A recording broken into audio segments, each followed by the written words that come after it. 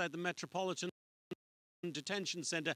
Very different scene then that it is now. There is a much more relaxed security posture here today. You can see a handful of National Guard outside the detention center behind me. But yesterday at this time, the entire street was blocked off. A phalanx of National Guard troops were right across this street. It is certainly a different atmosphere in LA this morning, and that might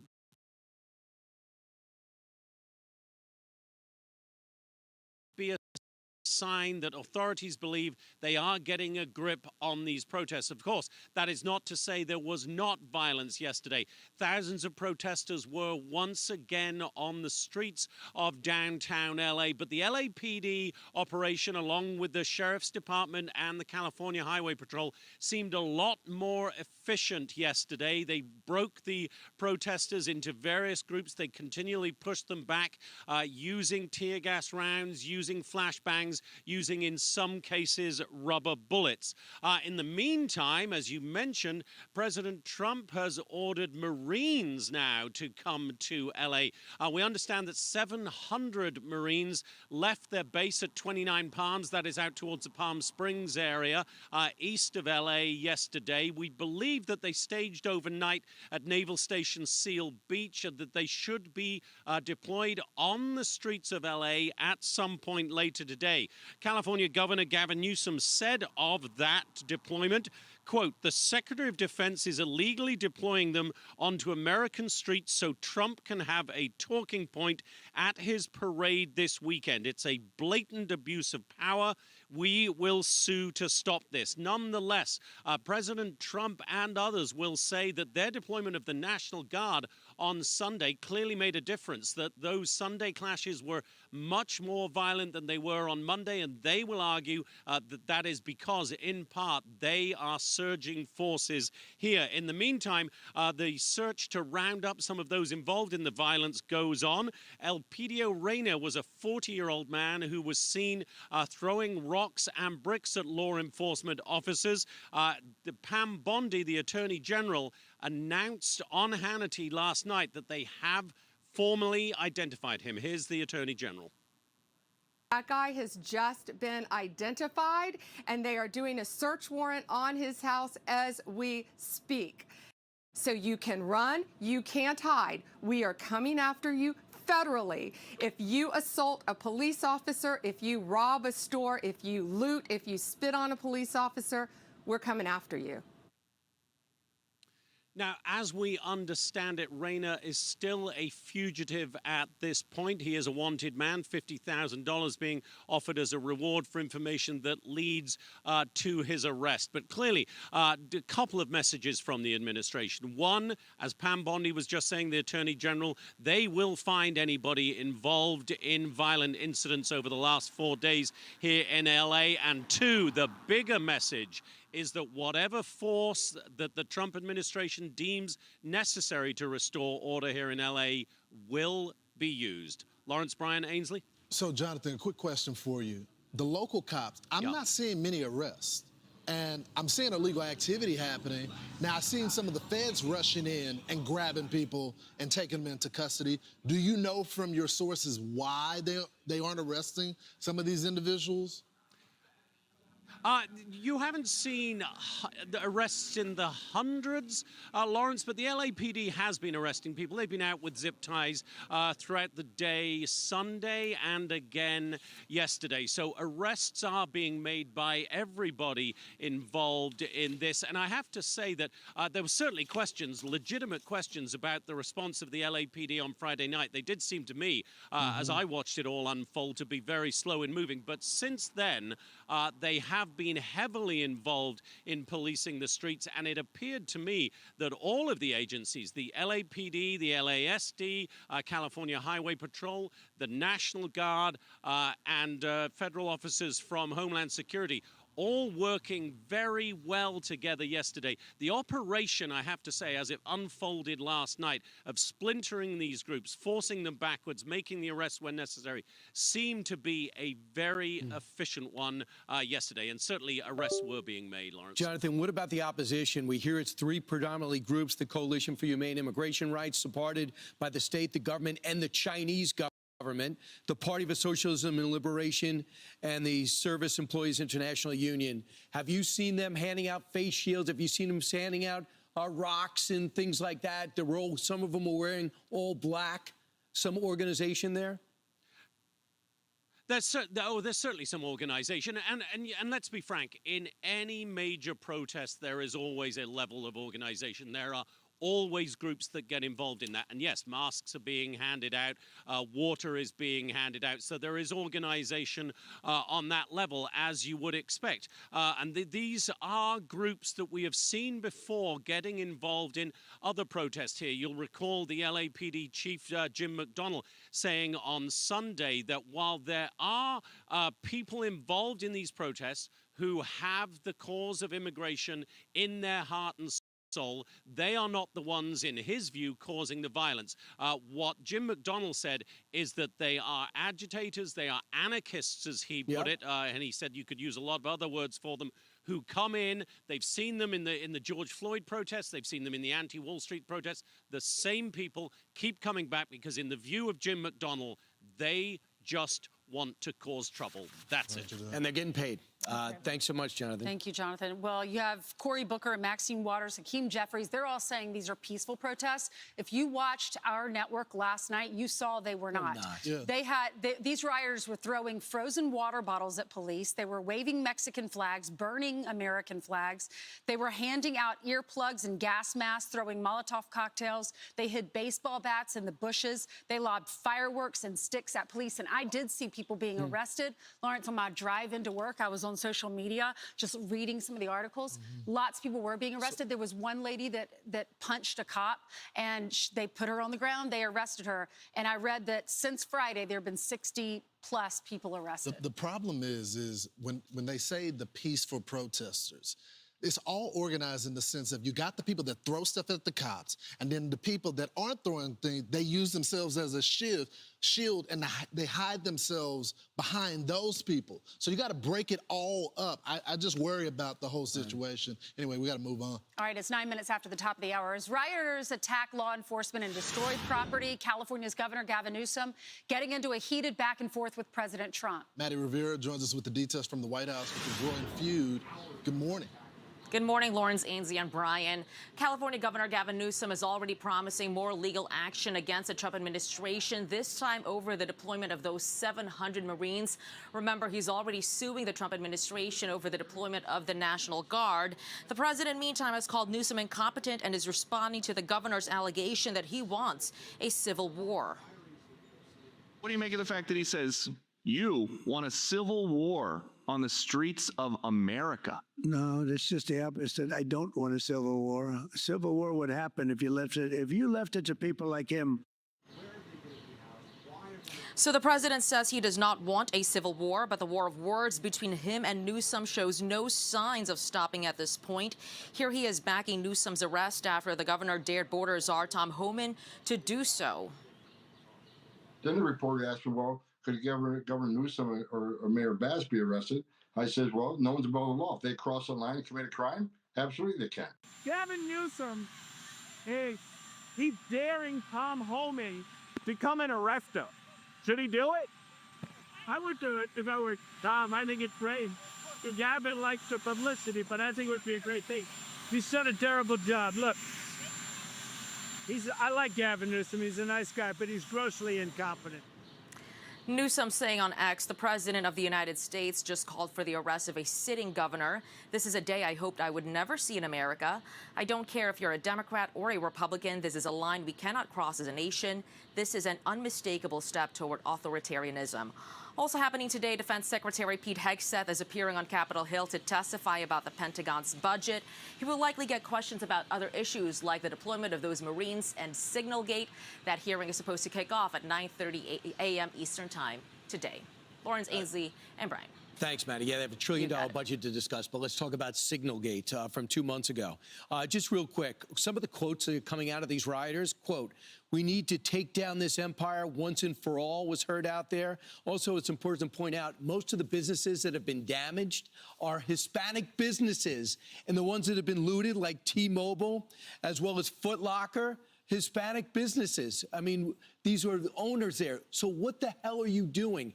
Working class areas, defiling federal buildings, and looting when you can. I mean, just think about this. Who's going to pick up the bill for this? So you had that great interview with Homan yesterday, Lawrence, and you were asking him about, are y'all going to arrest Gavin Newsom? He said, we haven't even talked about that. You know, the president just was on the lawn, but they asked him yesterday, a reporter said, what crime has Gavin Newsom committed? And he said, I think his primary crime is running for governor because he's done such a bad job. Well, he's trying to use this as a spearhead to run for president now. Now, remember, just a month ago, he decided he wanted to be a moderate.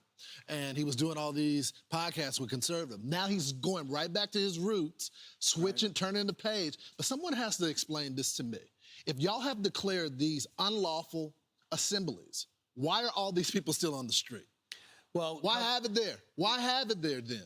Don't implement a law and say, hey, it's an unlawful assembly, and then just allow the people to continue to roam. So, yes, arrest the violent people, but it's unlawful right now. Tom Homan's point with Mayor Bass and with Governor Gavin Newsom and the president's is if you tip off where two people about ICE raids that's happening with local officials, then you are committing a crime. And I think it's terrible that LAPD is not helping with the ICE raids. They go out and made a speech, had a press conference. I just want to tell you, everybody, we are not reporting you to ICE. We're not cooperating with ICE. I mean, you think about that. How are you in law enforcement and are proud to make that announcement?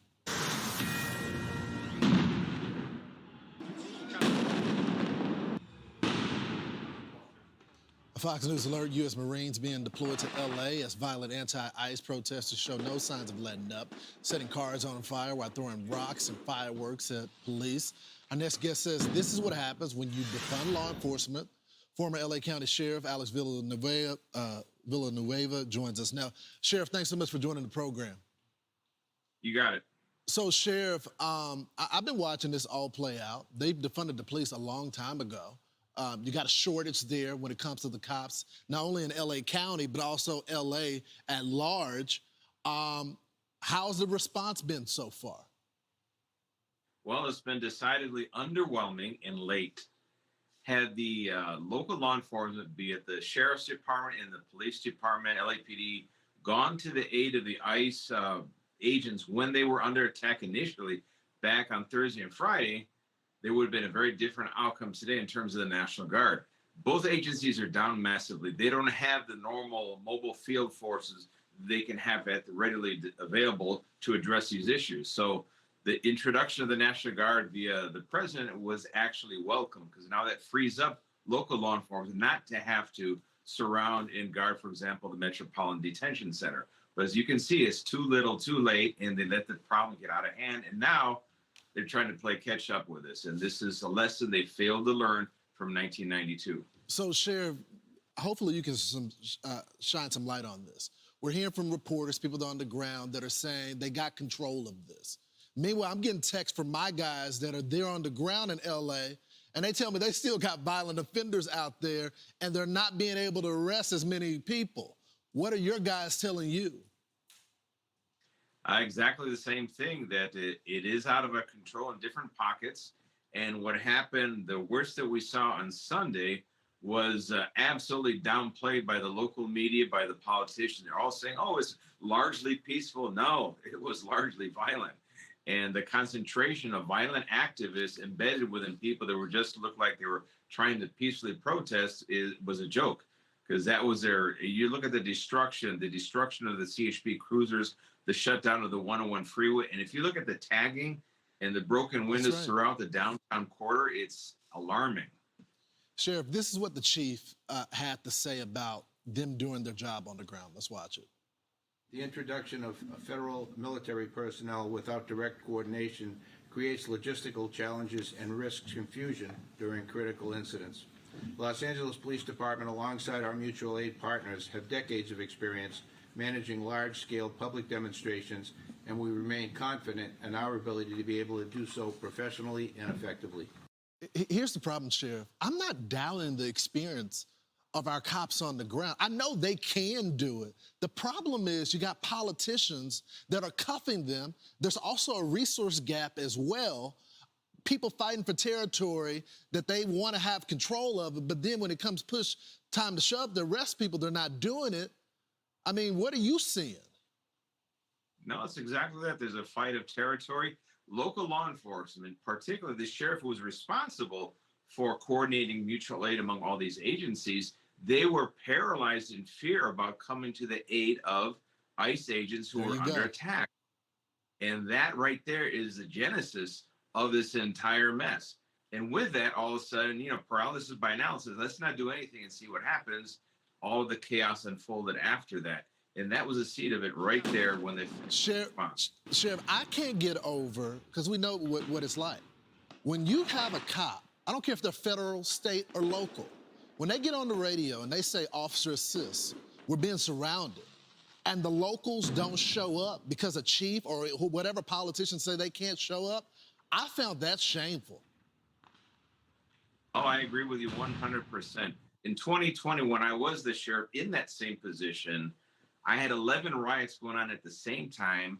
I had all of my mutual aid resources locally available. We deployed them as we needed, and then we activated the National Guard, and we got them involved. And well, it was very well coordinated, and it worked.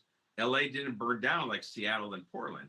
But here you had the reverse, where the local authorities were held back because of the leadership. And this is Sheriff Luna, Mayor Karen Bass, and the governor himself refusing to commit the resources. The people in that city don't like it. The people in this country don't like it. Seeing our flags burn, our cops being slammed and rocks at them. Sheriff, thanks so much for joining the program. Deployed to take those individuals into custody and charge them with the felony crimes that they should be charged with. And anybody that interferes with those arrests, they need to go as well. It's time to have people pay the penalty for what they're doing. And dropping objects onto police officers is simply something that should not be acceptable. And I'm telling you that somebody's going to be taking a live round if they're trying to kill a cop. It's going to happen. And this is a situation that really needs to be handled and needs to be handled quickly and efficiently. And those are rocks. We see a number of good-sized rocks down there on the freeway. At least one back windshield looks to me to be smashed in. A number of those officers, what does it look like to you? Does it look like they might be gathered where they are simply so that they can be underneath the overpass and out of harm's way for any projectiles that may come down at them? Yes, that's exactly. Like they're in proximity to them, though. Yeah, that is why they're under the overpass, is to protect them from, being pummeled by a large object. But and here's the thing: police can't and won't use deadly force in a situation involving property damage. That is not something that's in the rule book here. It would have to be them facing physical danger from death or serious bodily injury. That's the criteria.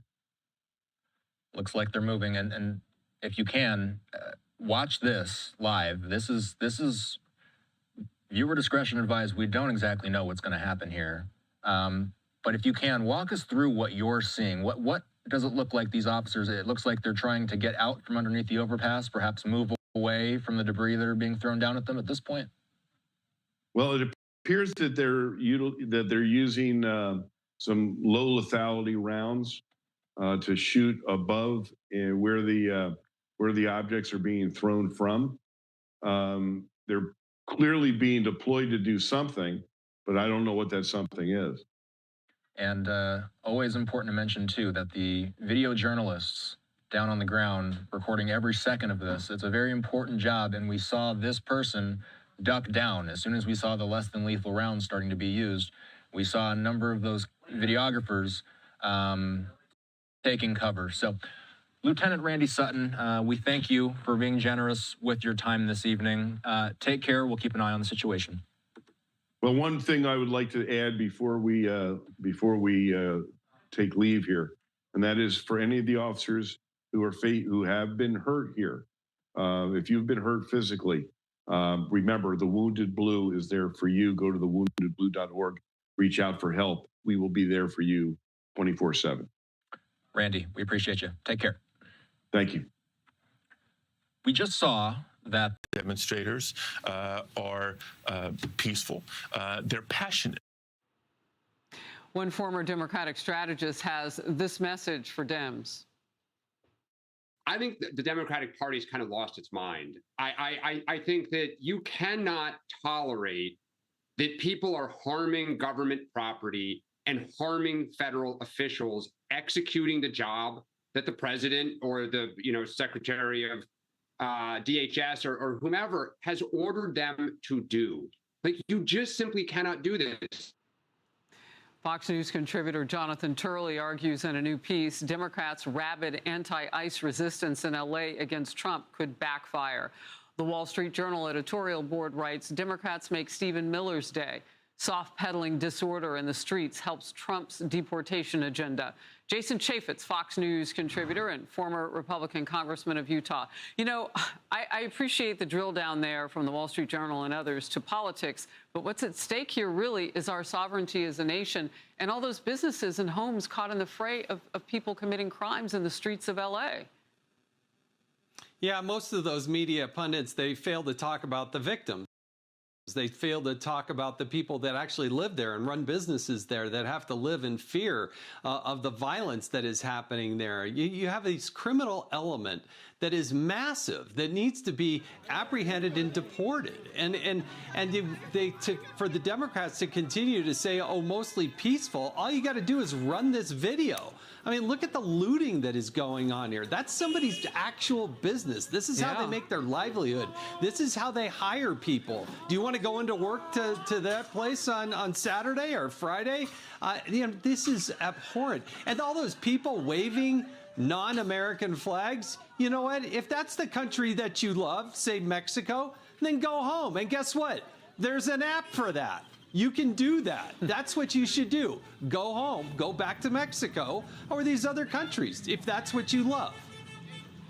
Yeah, CBP Home. There is an app for that. While some Democrats are downplaying the riots as mostly peaceful, which is what you're talking about, others are blaming it all on President Trump. Watch. All of the violence and the escalation is core to the Trump administration's authoritarian playbook.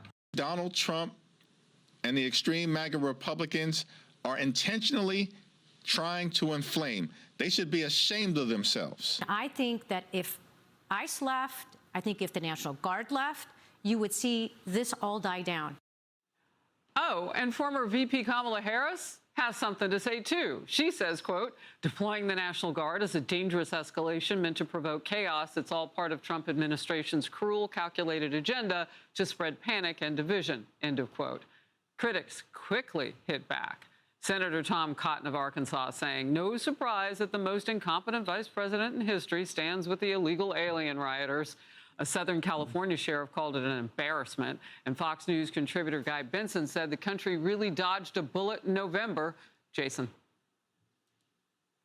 Yeah, look, these are the same Democrats who deployed law enforcement to a beach to make sure you were wearing your COVID mask, for goodness sake. Oh, my goodness. And if they think that, if they forget that the National Guard and their highway patrol and the state police and ICE, they're the good guys. They're the ones that strap on their uniform, put the flag on their shoulder, take the risk of being deployed and being out there. They don't make that much money. We need to pay those people more. And then you got the teachers unions and others people out there saying, these are the bad guys. I saw Randy Weingarten standing in the background. This isn't about teaching kids. There is a principle in the United States, Harris. It's called restitution. If you steal something, you have to pay for it. If you break a window, you have to pay for it and replace it. If you're here illegally, you got to go back to your country of origin. That's just the way it is. And if you break our laws, you got to serve that penalty and then be deported. Don't tell us that these are the bad guys. The good guys are wearing the uniforms trying to protect people against. Look at what's going on there. I'm so proud that Donald Trump has actually taken this. It should happen earlier. I want to see more of it. They need to clean out those streets. Well, look, real quickly, the politics of this. Why in the world do Democrats think that this is the issue that they can win on? I think they have relied on that money, and I think they have relied on those constituents. I do not believe that you're telling me that there aren't people here illegally that aren't voting. Because if they weren't voters, they would not be spending all this time catering to them, making sure that the money continues to flow. And I think when they're able to do what they need to do, let's look at how they get all those gas masks. Let's look at how they get all those funds. Let's look at all the background. That's what we need law enforcement, places like the FBI, to be doing. Yeah, I mean, you were the chairman of oversight on the Hill for years. Those are the pertinent questions that should be answered right now. How are they doing it? We had the same questions when they had like merch and gear coming across the border illegally a couple of years ago. Remember that? You and I were talking about this. Who's paying for all this? All right, Jason, great to start the show with you. Thank you so much.